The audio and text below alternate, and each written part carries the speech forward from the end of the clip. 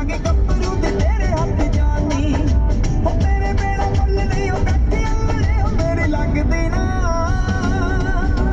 ਅੱਧੀ ਅੱਧੀ ਰਾਤ ਤਾਈਂ ਅੱਖ ਅੱਲੜੇ ਮੇਰੀ ਲੱਗਦੀ ਨਾ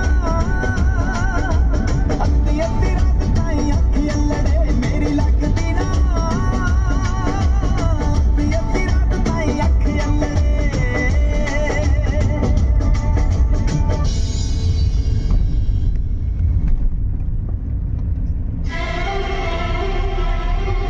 ਬਿਲਕੁਲ